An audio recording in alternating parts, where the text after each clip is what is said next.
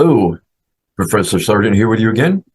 We're going to take a look at constructing confidence intervals and performing hypothesis tests regarding the difference of means between two different populations. They are independent of each other. Shown here, showing the current textbook that I am teaching from, showing us the conditions that need to be met. We need to have simple random samples or through a completely randomized experiment with two levels of treatment. The simple random samples from the two different populations are independent of each other. And the sample sizes would have to both be at least 30. For each sample, the sample size should be no more than 5% of the population size.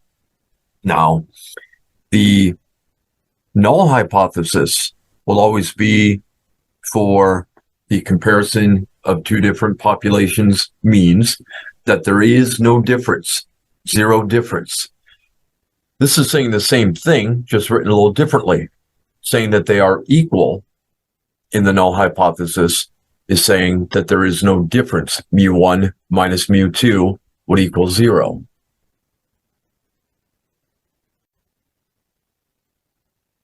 In place of just an x bar, previously we would have had this for confidence interval.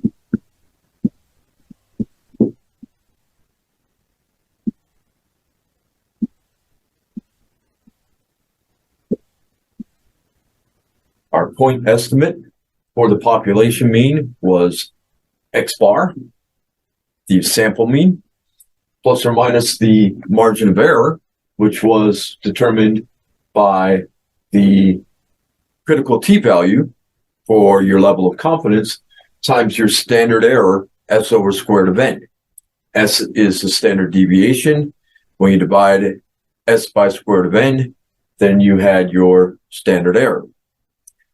For a hypothesis test,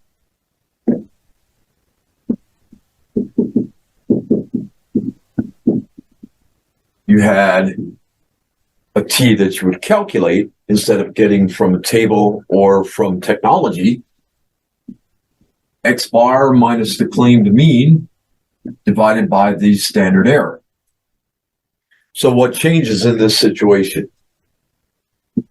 Now we will be looking at, since we're comparing mu1 and mu2, the population means from two different populations, we replace x bar with the sample mean from the first sample coming from the first population minus the sample mean of the sample coming from the second population.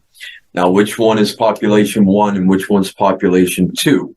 You may get a problem where it tells you what to use, but when you're on your own, then as long as you're consistent throughout of what's being called the first population and therefore the first sample and so on, then you should be fine. The standard error